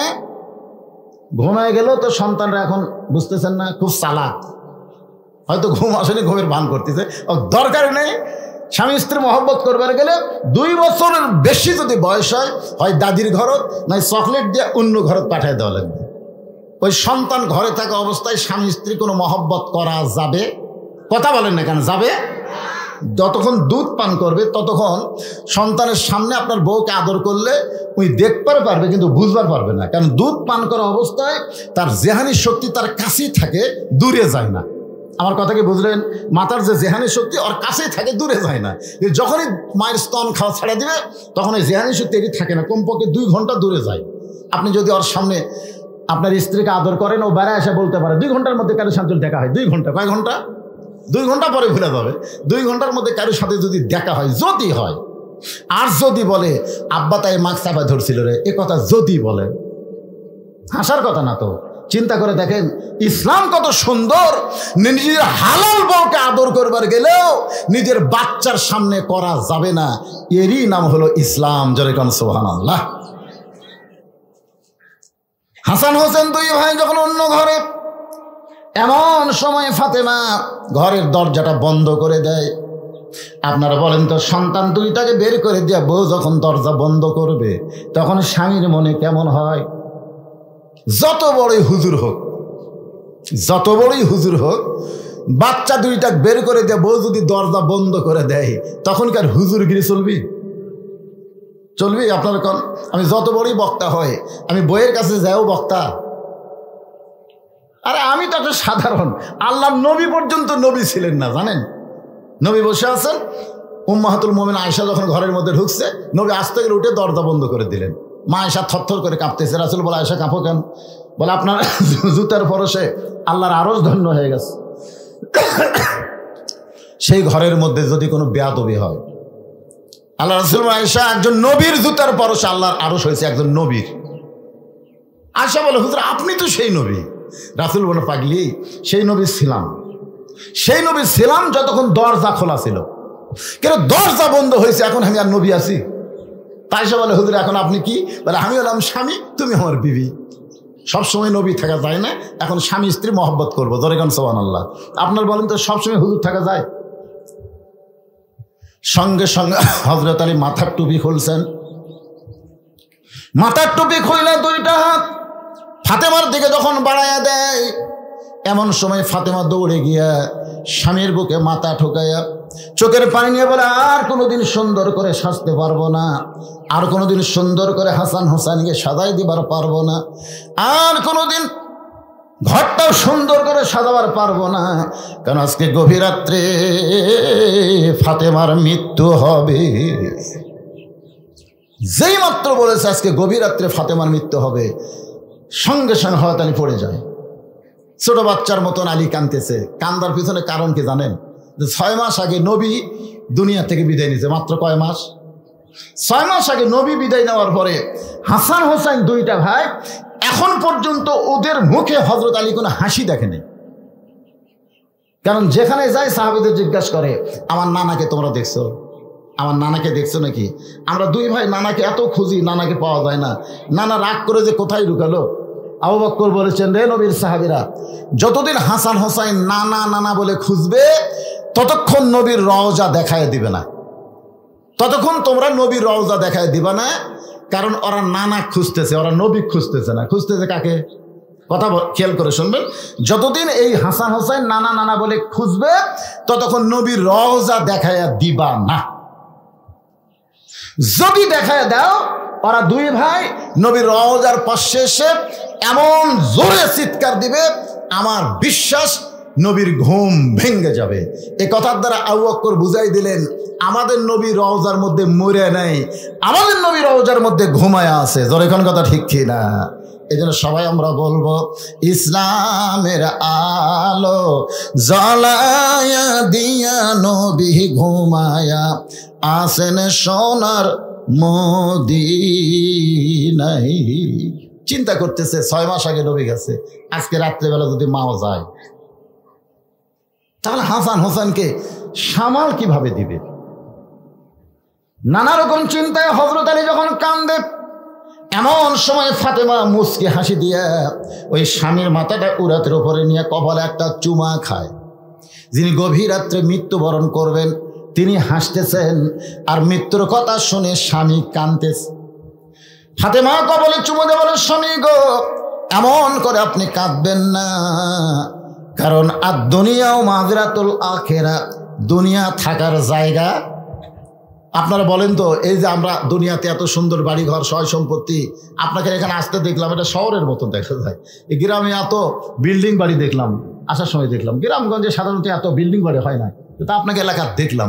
এই যে সুন্দর সুন্দর বাড়ি যারা বানাইছেন, আপনাদের কি মনে হচ্ছে আপনারা কি এখানে থাকতে পারবেন? পারবেন তো? মোশন তো ভালোই। কি দেখতেছেন ভাই? 3 তালা করছি হুজুর, আর 4 তালা রড বার করে থুছি, আর 1টা তালা করবার পারলে আমার আর কোনো টেনশন নেই। এই কয় দেখে, তখন কান্দের ফেরেশতা কি কয়, শয়তান উপর দিকে তাকাস না, নিচ দিকে তাকা, নিচ দিকে তাকা। যতই উপর দিকে বিল্ডিং কর, তোর 7 তালা না, তোর জন্য হলো নিচ তালা, 1 তালাও না, নিচ কোন তালা? তাহলে এখন আপনারা বলেন যে আমরা এই দুনিয়া থেকে থাকার জন্য না যাওয়ার জন্য? ফাতেমা বললেন, স্বামী গো, এমন করে আপনি কাঁদবেন না, এই দুনিয়া থাকার জায়গা না, এই দুনিয়া থেকে আমাদেরকে যাইতেই হবে। আমি দোয়া করার কারণে আল্লাহ তাআলা আজকে গভীর রাত্রে আমার মৃত্যু দিবে। আমি দুনিয়া থেকে বিদায় নেওয়ার পর আমার 3টা চাওয়া আপনাকে পুরা করা লাগবে। হযরত আলী কান্দার বলে, ফাতেমা, দুনিয়ার জীবনে গরিব ছিলাম বলে তুমি কিছুই চাইলা না, এই দুনিয়ার জীবনে গরিব ছিলাম বলে তুমি কিছুই চাইলা না, কিন্তু মরে যাওয়ার পরে তুমি কি চাইবা ফাতেমা? আপনারা বলেন তো, হযরত আলী ধনী ছিল না গরিব ছিল? কেমন গরিব? মানে গরিবের সঙ্গে আপনি কি লিখবেন? একটা গরিব কতদূর পর্যন্ত আমাদের বাংলাদেশে আমরা গরিব দেখছি বলেন তো? আমাদের বাংলাদেশে দরিদ্র গরিব আছে না নাই? আছে, কিন্তু আলীর মতন নেই। হযরত আলী একদিন ঘুম থেকে চেতন পায়ে দেখে ফাতেমা ঘরে নাই। তাকায় দেখে হাসান হোসেন ঘুম পাড়তেছে, কিন্তু ওদের মা নাই। গভীর রাত্রে মনের মধ্যে সন্দেহ হলো, কি এত রাত্রে নবীর মেয়ে ফাতেমা কোথায়? দরজাত গিয়ে তাকায় দেখে মরুভূমির মধ্যে কালো চাদর গায়ে দিয়ে খুব জোরে জোরে হাঁটতেছে মরুভূমির মধ্যে। আলীর সন্দেহ হয়ে গেল যে হাসান হোসেন ঘুম পাড়তেছে, আমিও ঘুম পাড়তেছি, আমাদের ঘুমের মধ্যে রাইখা হাসান হোসেনের মা কোথায় যাবে? নিরাপদ দূরত্ব বজায় রেখে পিছনে পিছনে হাঁটতেছে। মনের মধ্যে নানা রকম সন্দেহ হয়। মরদ মানুষের মনে সন্দেহ আসে না নাই? যেখানে আসে না, নানা রকম সন্দেহ হয় যে ফাতেমা কোথায় যাচ্ছে। নিরাপদ দূরত্ব বজায় রেখে পিছনে পিছনে হাঁটতেছে। এক সময় হযরত আলী লক্ষ্য করে দেখে আল্লাহর নবী যে ঘরে ঘুমায় ওই ঘরে জানলার পাশে ফাতেমা দাঁড়াইছে। হযরত আলী মনে মনে চিন্তা করতেছে, আমার এই ঘুমের মধ্যে রাইখা মেয়ে তার বাপের কাছে আসছে আমার বিরুদ্ধে কিছু বলার জন্য। দেখবেন যে মরদ ঠিক মতো সংসার করা পারে না, তার মধ্যে নানা রকম সন্দেহ থাকে, থাকে কি থাকে না? আমার বিরুদ্ধে কিছু বলে বেড়াচ্ছে, দেখি কি বলে। কানটা একটু খেয়াল করে রাখছেন। ফাতেমা ডাক দিলেন গভীর রাত্রে, বাবা, আজকে যদি আমার মা খাদিজা দুনিয়াতে থাকতো, আমি দুঃখিনী মেয়ে বাবার কাছে আসার দরকার ছিল না, কিন্তু আমার মা দুনিয়া থেকে বিদায় নেওয়ার পরে এই গভীর রাত্রে বড় কষ্ট দিয়ে আপনার জানলার কাছে মেহেরবানি করে একটু দরজা খুলে দেন। সঙ্গে সঙ্গে নবী যখন ঘরের দরজা খুলে দেয়, ফাতেমা ঘরের মধ্যে ঢোকার সঙ্গে সঙ্গে হযরত আলী দৌড়ে গিয়ে জানলার কাছে কান ফেলায় যে ঘরের মধ্যে যখন ঢুকছে, এখন বাপ মেয়ের মধ্যে কি গল্প হয় শোনার জন্যে জানলার কাছে যেই মাত্র কানটা সজাগ করে রাখে, এমন সময় আল্লাহর নবী বলেন, ফাতেমা, তুমি একা একা কেন ঘরে ঢুকছো? মা আলীকেও ঘরের মধ্যে আসতে বলো। সুবহানাল্লাহ বলেন। তুমি একা একা কেন ঢুকছো? মা আলীকেও ঘরের মধ্যে নিয়ে আয়। হযরত আলী জানলার কাছে চুম করছি, কেরি আমি জানলার কাছে, এটা রাসূল কেমনে জানলো? আল্লাহ আমাদের নবীকে এমন কিছু পাওয়ার দিয়েছেন, নবীর সামনেও যেমন দেখেন পিছনেও তেমন দেখেন। ধরে খান সুবহানাল্লাহ। ফাতেমা বলতেছে, বাবা, আমি একা একা আপনার ঘরে আইছি বাবা। হাসান হোসেন তার বাবা গভীর ঘুমে অচেতন, এমন সময় আমি আপনার কাছে আইছি বাবা, মেহেরবানি করে একটু বাতি জ্বালান, মেহেরবানি করে একটু বাতি জ্বালান। রাসূল বলে, ফাতেমা কি বলবি বল, বাতি জ্বালান লাগবে না। ফাতেমা বলতেছেন, বাবা, এতদিন বলেছি কাম হয় নাই, আজকে গভীর রাত্রে আপনাকে একটু দেখাবার চাই, মেহেরবানি করে একটু বাতি জ্বালান। নবী যখন ঘরের মধ্যে বাতি জ্বালায়, ফাতেমা 2টা হাত নবীর দিকে বাড়ায় দেয়, নেওয়ার জন্য না দেখানোর জন্য। নেওয়ার জন্য হলে এইভাবে হাত বাড়ায়, এটা নেওয়ার জন্য। আমরা মোনাজাত করি কিভাবে? এইভাবে না এইভাবে, পাওয়ার জন্যে। 2টা হাত বাড়ায় যদি কোনো মুসলমান মনে করে আমার মোনাজাত কবুল হয়নি, তাহলে মনে করাই তাই হলো একটা গুনার কাজ। আপনি যেভাবে আপনি যত বড়ই পাপী হন, আপনি যে আল্লাহর কাছে হাত তোলেন, আপনি মনে যদি করেন আমার দোয়া কবুল হয়নি, এই মনে করা একটা পাপ। তখন হয়তো আপনার বলবে, হুজুর আমাদের দোয়া কবুল হয়েছে তো, কিন্তু বুঝবার পারতেছ না তো। আরে পাগলা, বুঝবা কেমনে? তোমার দোয়া যে কবুল হয়েছে, তোমার দোয়ার দাম হলো 500 টাকা, আর তুমি চাচ্ছ 1 টাকা। তোমার দোয়ার দাম কত? ছোট একটা বাচ্চা মায়ের কাছে বায়না করছে আইসক্রিম খাবে, আইসক্রিম খাবে, 1 টাকার আইসক্রিম। এখন আইসক্রিম আসছে, এখন থেকে তো মা চিন্তা করতেছে আইসক্রিম খাওয়ার যদি 1 টাকা দেই তাহলে আইসক্রিম খাবে, খাওয়ার পরে যদি সর্দি গরমি হয়, লাগ দিয়ে যদি ভেড় বেড়িবার হয়, যদি জ্বর হয়, মা কিন্তু বিশাল একটা চিন্তা করছে যে 1 টাকার আইসক্রিম কোনো ব্যাপার না, কিন্তু খাওয়ার পরে যদি আর অসুখ হয়, টাকা থাকার পরে মা কিন্তু না টাকা নাই, 1 টাকা নাই, টাকা নাই, জ্বর এখন আসে না নাই, কিন্তু মা দিচ্ছে না কেন? দিলে বাচ্চাকে মা এত ভালোবাসে যে সামান্য আইসক্রিম খালে তো তুই মজা পাবো, কিন্তু পরের ঠেলা, এই জন্য মা 1 টাকা দেয় না। আর বাচ্চা মনে করে মা আমার কীর্পন, এই কয়ে মাটির গড়াগড়ি দিয়ে কান দিচ্ছে, সেই কান্দা। ইতিমধ্যে বাপ আছে, বাবা সে কেড়ে আমার নবজাত নসরুল্লাহ কান দেখেন, মা বলতেছে আইসক্রিম খাবে, টাকা দেয়নি তাই কান দিচ্ছে। বাপ 500 টাকা বের করে দিচ্ছে, যা আইসক্রিমের 500 কেনা খা, মানে গোটা 500 কেনা খা। ওই 500 টাকা পাইয়া বুঝছেন মলা যেরকম এরকমই করতেছে। বাপ কয় কে রে, 500 টাকা দিলাম, তাও কামদের ভলম বাড়িয়ে দিছে। মা বলতেছে তোমার বেটাকে 500 টাকা দিছ, দিছি নে, ওকে 1 টাকা দাও। যে 1 টাকা দিতে 500 ফেলে দিয়ে 1 টাকা মারছে তো। আজকে দুনিয়ার মানুষ চাই 1 টাকা, কিন্তু আল্লাহ কবুল করছে 500 টাকা। এখন কয় টাকা? এখন 500 টাকা দুনিয়াতে আল্লাহ দিচ্ছে না, কারণ দুনিয়া তো সামান্য কয়দিন রে পাগলা। তোর দোয়া কবুল করে দুনিয়াতে দেই তো সামান্য কয়দিন তুই কি করবি? আখিরাতের জগতের শুরু আছে, শেষ নাই। প্রত্যেকটা দোয়ার রেজাল্ট আমি আল্লাহ তোমাদেরকে আখিরাতে দিয়ে দিব। ধরে এখন সুবহানাল্লাহ। বুঝবার পারে না, মনে করে আল্লাহর মধ্যে দেওয়ার নাই, আল্লাহর দেওয়ার ক্ষমতা নাই, মায়ের কি 1 টাকা দেওয়ার ক্ষমতা নাই? কিন্তু দেয় না কেন? দিলে তো সর্দি গরমি হবে। দুনিয়াতে আল্লাহ দিলে দোয়া কবুলের রেজাল্ট যদি সাথে দেয়, 4 তলা 5 তলা 10 তলা 20 তলা বানাবি, তাহলে উপর দিকে যাবি, নিচে নামার কথা খেয়ালই থাকবি না। ধরে কোন কথা ঠিক কিনা? যেরকম হাসিনা নিচে নামার কথা হাসিনার খেয়ালই নেই। কারণ 41 সাল 42 সাল কেড়ে পাগলা, খালি উপর থেকে যাচ্ছে, নিচের দিকে নামবো না। এই জন্য বুঝলেন, আল্লাহ সব দোয়া, আপনি যখনই দোয়া করবেন বিশ্বাস করতে হবে আল্লাহ আপনার দোয়া কবুল করেছে, রেজাল্ট দিবে আখিরাতে। ঠিক কিনা বলেন? হ্যাঁ। কিন্তু ফাতেমা 2টা হাত আল্লাহর নবীর দিকে বাড়ায় দিস, কিছু পাওয়ার জন্যে না। 2টা হাত এভাবে যখন তুলে ধরেছে, নবী বাতির আলোতে দেখতে পায় 2টা হাতের তালু আছে কিন্তু চামড়া নাই। 2টা হাতের তালু আছে কিন্তু চামড়া নাই। ওই জাঁতা ঘুরাইতে ঘুরাইতে, গম আর জবের আটা করতে করতে, জাঁতা ঘুরাইতে ঘুরাইতে, 2টা হাত ধরে ঘুরাতে ঘুরাইতে হাতের ফসকা পড়ে গেছে। আবার যখন ফসকা অবস্থায় যখন জাঁতা ঘুরাই, ওইটা হাতের চামড়া উঠে গিয়ে 2টা হাত গোস্তের মতন দেখা যায়। 2টা হাত গোস্তের মতন দেখা যায়। ফাতেমা বলে, বাবা আমার হাতের যে অবস্থা, বাবা যদি আমার মা থাকতো আমি মাকে দেখাবার পারতাম, কিন্তু মা দুনিয়াতে নাই। এখন আপনি আমার মা, আপনি আমার বাবা। আমার স্বামী ঘুমায় আছে, আমার শয়তান সন্তান 2টা ঘুমায় আছে। আমার সন্তান এবং স্বামী ঘুম থেকে যখন চেতন পাবে, ওরা খাবার চাবে, আমি খাবার দিবার পারবো না, কারণ এই হাত দিয়ে জাঁতা কেমনে ঘুরাবো। বাবা মেহেরবানি করে 2টা দিনের একটু খাবার আমাকে দেন। আমার হাসান হোসাইন তার বাবা যেন বুঝবার না পারে, আমি তাদের বুঝতে দিব না। কারণ বাবার কাছে কষ্টের কথা বলা যায়, কিন্তু স্বামীর কাছে, সন্তানের কাছে কেমনে বলবো। বাবা মেহেরবানি করে একটু খাবার ব্যবস্থা করেন। সঙ্গে সঙ্গে নবী ঘরের কোনায় গিয়ে বলে, আল্লাহ দুনিয়ার কত ধনী ধনী যুবক আমার ফাতেমাকে বিয়ে করতে চাইছিল, কিন্তু আপনি সেই চাওয়াকে প্রাধান্য না দিয়ে গরিব আলীর সঙ্গে ঘটকালি করলেন। এখন আমার মেয়ের কষ্ট আমি বাবা হিসেবে দেখতে আমার বড় কষ্ট লাগে, আমার অন্তরে কলিজায় আঘাত লাগে। এই কথা নবী যখন আল্লাহকে বলতেছে, সঙ্গে সঙ্গে মাথায় ঘোমটা দিয়ে ফাতেমা ঘর থেকে বাইরে যায়। রাসূল বলে, ফাতেমা আমি তো তোর বিরুদ্ধে কিছুই বলিনি মা, তুই কেন ঘর থেকে বাইরে যাস? ফাতেমা বলে, বাবা আমি 2টা দিনের সাহায্য চাইছিলাম, তাই বলে আমার স্বামীর বিরুদ্ধে আপনি আল্লাহকে বলবেন? আমার কলিজার টুকরা স্বামীর বিরুদ্ধে আপনি আল্লাহকে বলবেন আমি ঘরের মধ্যে থাকবো? এমন বিবি আমি না। আপনি বলেছেন আল্লাহর পরে কাউকে যদি সেজদা দেওয়ার হুকুম থাকতো, তাহলে প্রত্যেকটা বিবিকে বলতাম স্বামীর পায়ে সেজদা করো। আমি সেদিন থেকে বিশ্বাস করেছি আমার আল্লাহর পরেই আমার হাসান হোসেনের বাপ আমার কাছে সব চাইতে দামি।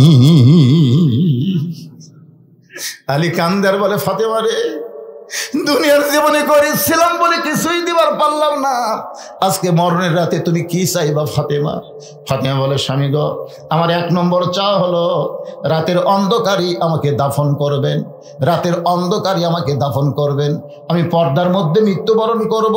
আর দিনের আলোতে আমাকে দাফন করলে দুনিয়ার মানুষ আমার কবরের খবর জানতে পারবে। এই জন্য রাতের অন্ধকারেই আমাকে দাফন করবেন। আমার 2 নম্বর চাওয়া হলো, আমার কোনো জানাজার ব্যবস্থা আপনি করবেন না, আমার জানাজার ব্যবস্থা করবেন না। আলী বলে, ফাতেমা তুমি নবীর কলিজার টুকরা, তোমার মৃত্যুর কথা শুনে হাজার হাজার মানুষ তোমার জন্য জানাজায় শামিল হবে। ফাতেমা বলে, স্বামী গো, যদি হাজার হাজার মানুষ দোয়া করে ফাতেমা ভালো, আর আপনি যদি বলেন আমার ফাতেমা ভালো না, ওই হাজার মানুষের দোয়া দিয়ে ফাতেমার কোনো লাভ হবে না। আর দুনিয়ার তামাম মানুষ যদি বলে ফাতেমা খারাপ, আর আপনি যদি বলেন আমার ফাতেমা ভালো, এক স্বামীর সার্টিফিকেটে এই ফাতেমার জন্য 8টা জান্নাতের দরজা খুলে গেল। পুরুষ মানুষের জানাজা দরকার, কিন্তু মেয়ে মানুষের জানাজার কোনো দরকার নাই।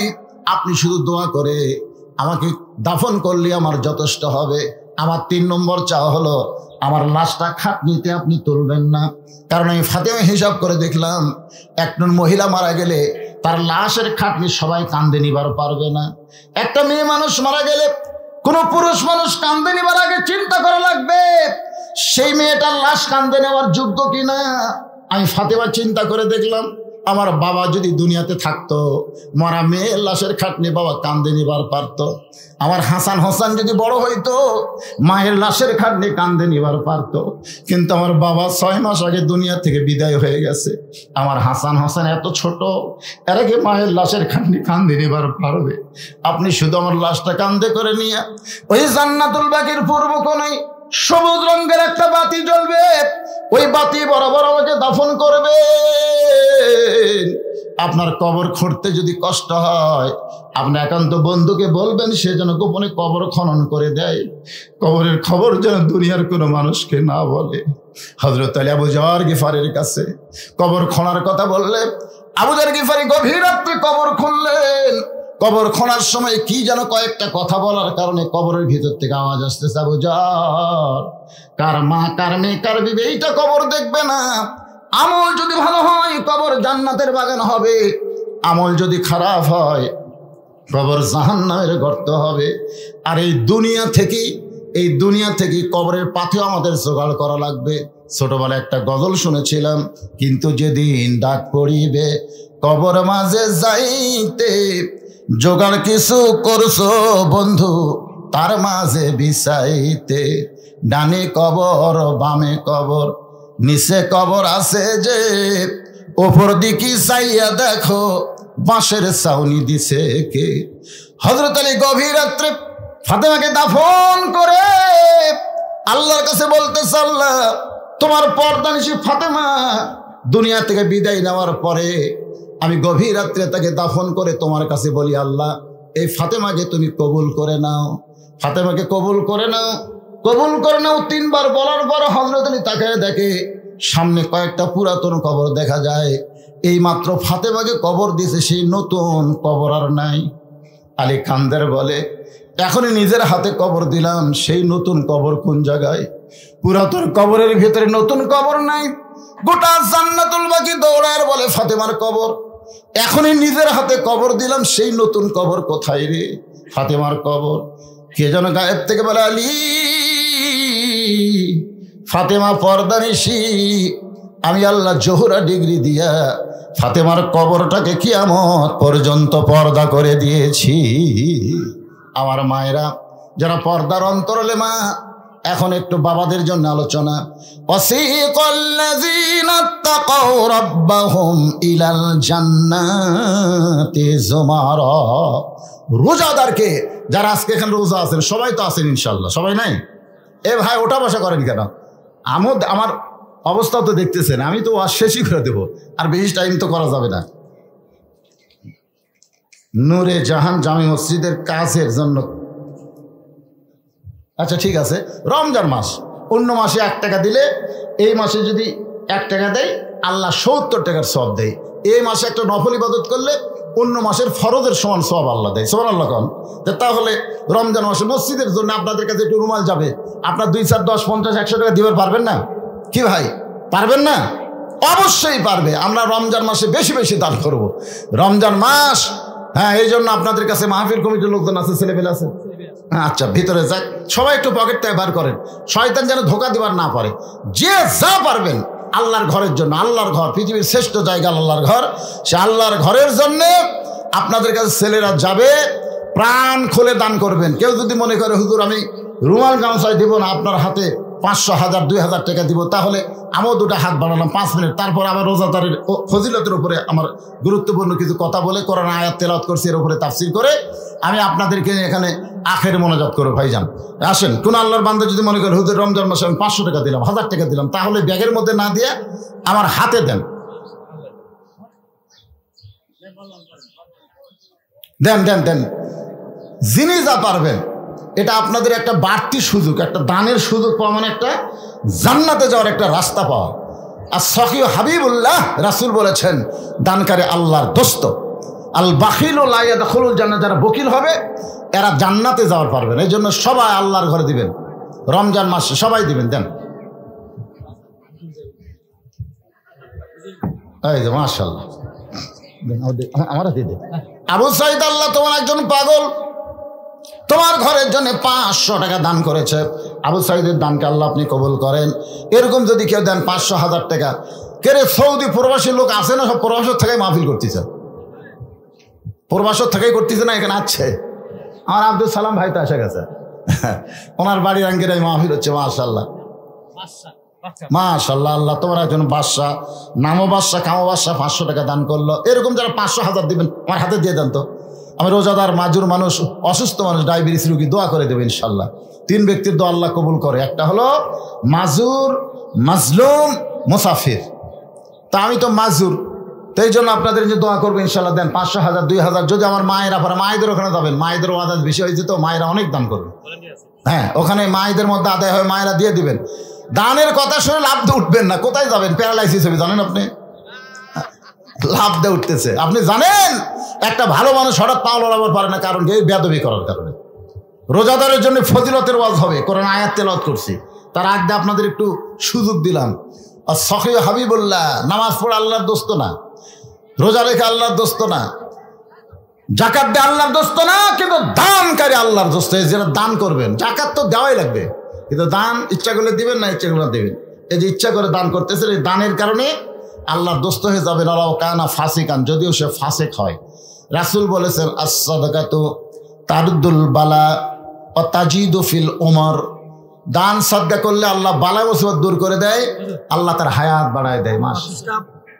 মনিরুল ইসলাম, জি মনারুল ইসলাম, আল্লাহ তোমার একজন বান্দা 500 টাকা দান করেছে। আল্লাহ দানকে আল্লাহ আপনি কবুল করেন। আল্লাহ নেক নিয়ত নেক আশা পরাক, আল্লাহুম্মা আমিন। এই আদায় তো মাহফিলের জন্য না, মসজিদের জন্য। হ্যাঁ, এই মাহফিল মনে করেন যে প্রবাসীরা মাহফিল করতেছে, মাহফিলের জন্য না, মসজিদের জন্য।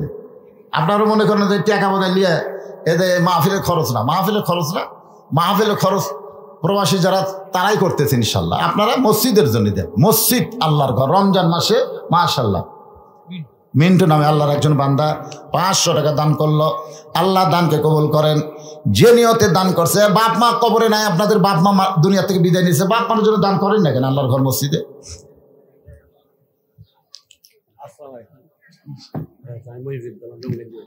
কোথায় বাড়ি? ডমকান্দি মনিরুজ্জামান, মাশাআল্লাহ 500-র উপরে এবারে 1000 টাকা দান করেছে। আল্লাহ দানকে কবুল করেন। আল্লাহ নেক নিয়ত নেক আশা পরাক, আল্লাহুম্মা আমিন। কিন্তু যেদিন ডাক পড়িবে কবর মাঝে যাইতে, জোগাড় কিছু করছো বন্ধু তার মাঝে বিছাইতে। ডানে কবর বামে কবর, কে রে এক গামছালে নামছে নাকি রে?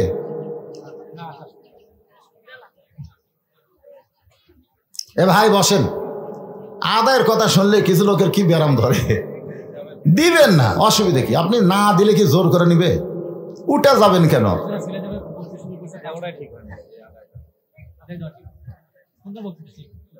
বক্তৃতা তো শেষের দিকে যাচ্ছে। আদায় আপনার নিয়ত আছিল? আদায়ের কি নিয়ত আছিল?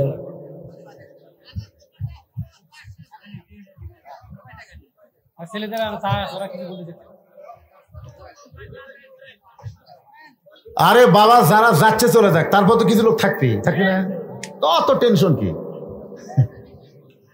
রোজাদারের ফজিলতের আয়াত তেলাওয়াত করছি, তাকওয়া মুত্তাকি লাআল্লাকুম তাত্তাকুন, এর উপরেই ওয়াসিকাল্লাযিনা তাকাউ রাব্বাহুম ইলাল জান্নাতি যুমার, এই আয়াতের উপরে তাফসীর করে মোনাজাত হবে ইনশাআল্লাহ। যারা যাচ্ছে চলে যাক, অসুবিধা নেই। চিটা পাতান আর ধান একই, বুঝলেন না?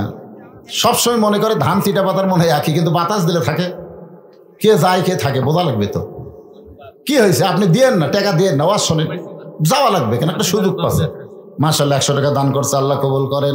একটু জিকির করেন লা ইলাহা ইল্লাল্লাহ, লা ইলাহা ইল্লাল্লাহ, জোরে লা ইলাহা, লা ইলাহা ইল্লাল্লাহু মুহাম্মাদুর রাসূলুল্লাহ সাল্লাল্লাহু আলাইহি সাল্লাম।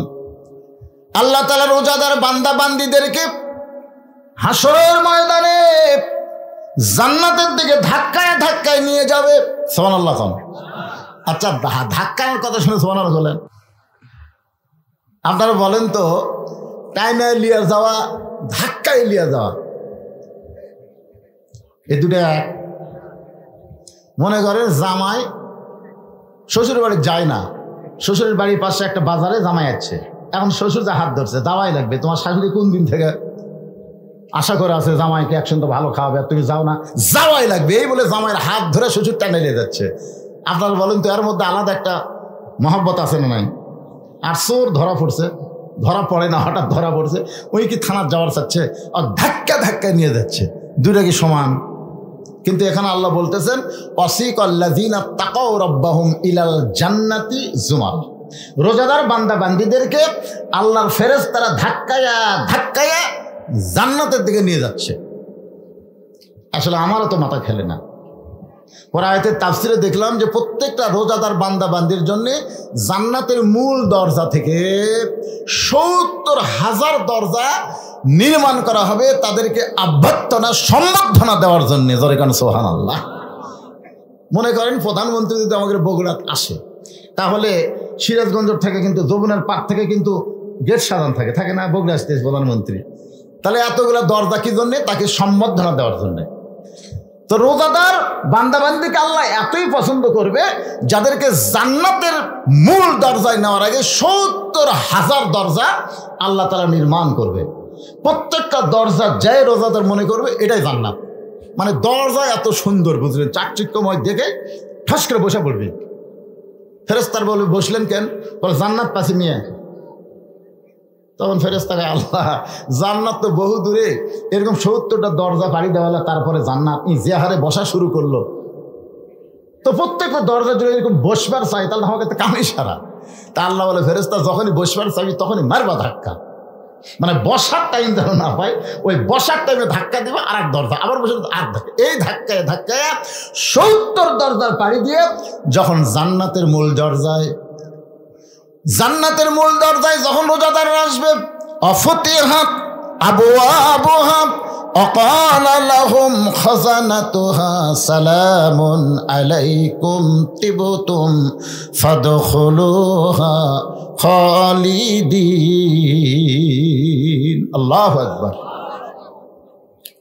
একটা না অফতিহাত আবওয়াবুহা মানে জান্নাতের সব দরজা, 8টা দরজা আল্লাহ খুলে দিয়ে বলবে সালামুন আলাইকুম তিবতুম ফাদখুলুহা খালিদিন। রে রোজাদারেরা, তোমরা আমাকে না দেখে সারাদিন কত কষ্ট করে রোজা রেখেছ, আমি আল্লাহ তোমাদের রোজার মুত্তাকি দেখে তোমাদের জন্য 8টা জান্নাতের দরজা খুলে দিলাম, তোমার চিরস্থায়ীভাবে জান্নাতের মধ্যে থেকে যাও। জোরে কান সুবহানাল্লাহ। সঙ্গে সঙ্গে রোজাদার কি বলবে? রোজাদাররা বলবে ক্বালুল হামদুলিল্লাহিল্লাযী সাদাকানা ওয়া'দাহু ওয়া আওরাসানাল আরদ। আপনার মনোযোগ দিয়ে শুনতেছেন না? রোজাদাররা তখন কি বলবে? যে আল্লাহ আপনি জান্নাতের দরজা খুলে দিয়েছেন, আর আমরা জান্নাতের মধ্যে প্রবেশ করব, এমন জান্নাতের লোভী আমরা না। আপনি জান্নাতের দরজা খুলে দিয়েছেন আর আমরা দৌড় দিয়ে জান্নাতে প্রবেশ করব, সেরকম লোভী তো আমরা না।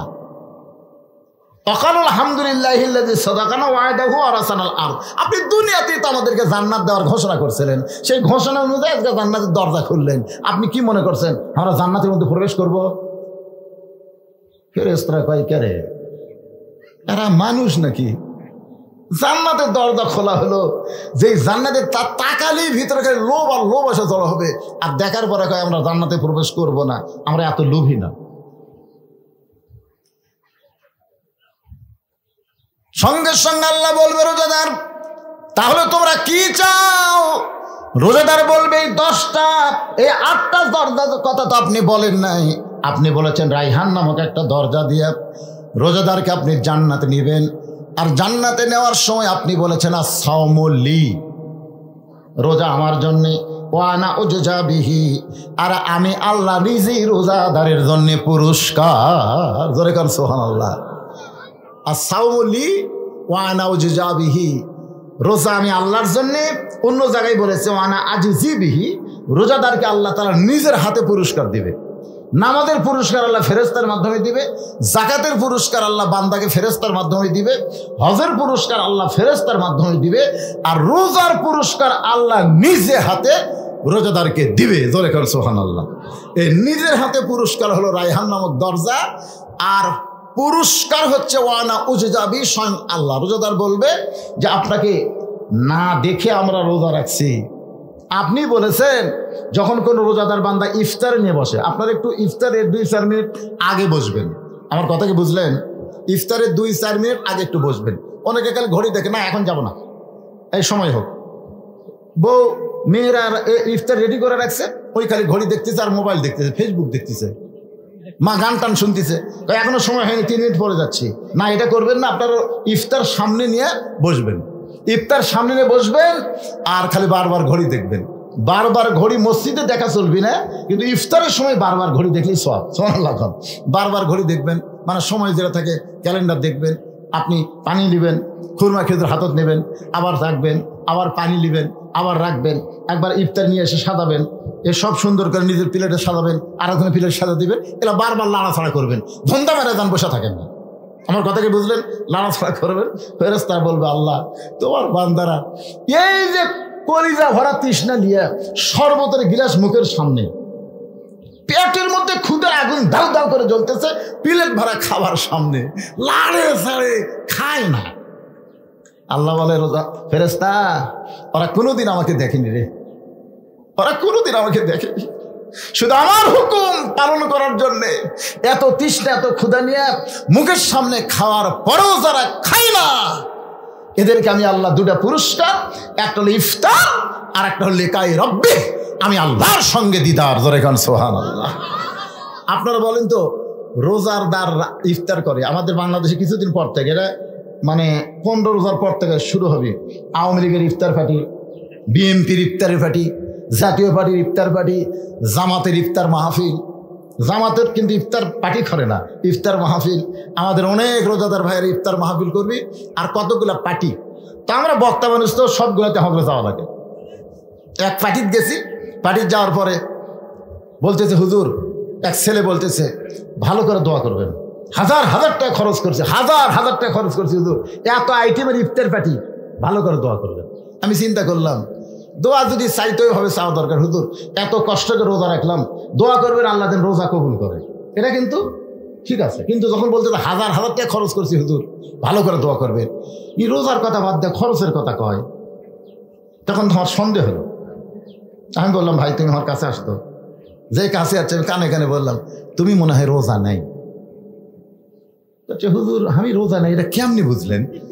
আমি বললাম তোমার সোপা দেখলে বোঝা যায়, তোমার সোপার যে সাইজ, একটা রোজাদারের চেহারা ইফতারের সময় আলাদা একটা নূর, আলাদা একটা সৌন্দর্য তার চেহারার মধ্যে থাকে। জোরে কোন কথা ঠিক কিনা? আর তুমি কোরআন কেলে বললে হাজার হাজার টাকা খরচ করছি, টাকা খরচের দোয়া না, রোজা রাখলে কষ্ট করে তার জন্য দোয়া, আল্লাহ রোজা কবুল করে। তো হুজুর আমরা তো রোজা রাখি না, তো ইফতার পার্টি করি, হুজুর রোজা রাখি না। আল্লাহর সাথে ঠাট্টাগিরি করো, এলা মস্কার আল্লাহ পছন্দ করে না। ধরে কোন ঠিক কিনা? আমিও দোয়া করলাম। আমি হাসিনা সরকার যখন ছিল ইফতার পার্টির যাইতাম, আগে দেখতাম কে ডাকতেছে, আমার কে ডাকলো, দোয়া তো করাই লাগবে। আমি সব জায়গায় বাংলা দোয়া করিনি। আচ্ছা বেরোজাদার দোয়া চাচ্ছে, আমি কি ওটি বাংলা দোয়া করে ধরা খাবো? আমি আরবিতে যত ঘর দোয়া আছে আমি ঘর দোয়া করতেছি, ওরা না বুঝা খালি আমিন আমিন করতেছে। আমি মনে মনে কইলাম আলেমদের বিরুদ্ধে লাগিস না রে, আলেম তখন বাংলা পারবি না, তখন আরবিত মারি দিবি, তোর এখন কথা ঠিক কিনা। তো আল্লাহ চাহিত এই বিপদ থেকে আল্লাহ আমাদের হেফাজত করছে। আগামীতে রোজা না রেখে কোন ইফতার পার্টি দিবেন না। ইফতার হতে আল্লাহর অত্যন্ত পছন্দ। আল্লাহ বান্দিকে জান্নাতের একটা নিয়ামত ইফতারের সময় দেয় রোজাদার দ্বারা, ধরে কোন কথা ঠিক কিনা। আর একটা হলো লিকাই রব্বি, আল্লাহর সঙ্গে দিদার। আল্লাহ তাআলা আমাদের সকলকে কবুল করুক। ভাইজান, আমি যখন উঠছি তখন 2টা বাজে, আর এখন বাজতেছে 3:35। দীর্ঘ সময় কথা বললাম রোজা রাখা অবস্থায়, এত লম্বা কথা বলা আসলে উচিত না, ডায়াবেটিস রোগী আমি, তারপরে বললাম। আল্লাহ আমাদের সবাইকে কবুল করুক।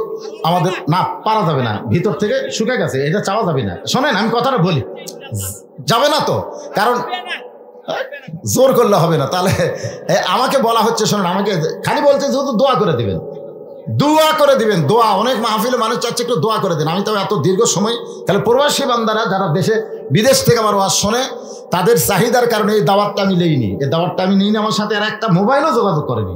আমি দাওয়াত নেই, আসর থেকে ইফতার, কিন্তু এরা ইফতার দিবি না মানুষ, এই জন্য আগে ভাগে কাম শেষ করবি। এই দাওয়াতটা আমি নেই, দিচ্ছি আমার মাদ্রাসার মহতামি। কথাটা বুঝলেন না? কারণ রোজার মাসে এই যে ইফতারের আগে কিছু ওয়াজ করে ছেড়ে দেবে, এটা একটা সিটারির মতন মনে হয়, তাই হয় না? যে ভাই এই এতগুলো রোজাদার আসলো, তাদের সামনে আমি কিছু না দিয়ে পারলে 2টা করে খুরমা খেজুর একটু সামান্য ইফতারি দিলে, ইফতারি কিন্তু আলাদা একটা বিশাল সওয়াব আছে, ধরে কোন কথা ঠিক কিনা। কারণ টাকার দিকে দেখলে হবে না, তো বিশাল একটা সওয়াব আছে। তো যাই হোক, এইরকম রোজা অবস্থায় বক্তাকে চিল্লানো কঠিন, কথা বলাও কঠিন। অন্য সময় হলে এতক্ষণ আমি বলতাম 2 গ্লাস পানি দাও, একটু পানি খাই, আবার 8.5 ঘন্টা বাড়ায় দিলাম। কি বক্তারা কি জন্য 8 ঘন্টা বাড়ায়, 10 মিনিট বাড়ায়, তখন তার বললে কোনো সমস্যা না। আমার এখনো ইফতার হতে আরো 2 ঘন্টা বাকি আছে। চিন্তা করছেন, এই 2 ঘন্টা আমাকে ধৈর্য নিয়ে থাকতে হবে। আপনার দোয়া করেন, অসুস্থ মানুষ যে ডায়াবেটিস রোগী, ভিতরে শুকে যায়, যাটুকু বললাম এখন দোয়া হবে। আস্তাগফিরুল্লাহ, সকলে পড়ে আস্তাগফিরুল্লাহ, আস্তাগফিরুল্লাহ রাব্বি মিন কুল্লি জামবি ওয়া তুবু ইলাইহি, লা হাওলা ওয়ালা কুওয়াতা ইল্লা বিল্লাহিল আলিয়্যিল আযীম। আল্লাহুম্মা আমিন। আল্লাহুম্মা আনতাস সালাম ওয়া মিনকাস সালাম, তাবারাকতা ইয়া যাল জালালি ওয়াল ইকরাম। আল্লাহ তোমার বান্দা আব্দুস সালাম, আল্লাহ তার বাড়ির আঙ্গিনায়, আল্লাহ সে প্রবাসী থাকে, বিশিষ্ট ব্যবসায়ী, তার আহ্বানে অনেকগুলো প্রবাসী মিলে আজকে দিনের বেলা রমজান মাসে এই সুন্দর আয়োজন করেছে। আল্লাহ মেহেরবানি করে আজকের মাহফিল আমাদের সকলের হিদায়াতের জন্যে, নাজাতের জন্যে, জান্নাতের জন্যে আল্লাহ কবুল করো। এই মাহফিলের শুরু থেকে শেষ পর্যন্ত যত আলোচনা হইল, এর মধ্যে যদি ত্রুটি হয়, ভুল হয়, মাফ করে দিও। এর যা হাদিয়া মঞ্জুর করো। সোনার মদিনায় নবী পাকের রওজা মুবারকে আল্লাহ কবুল করো।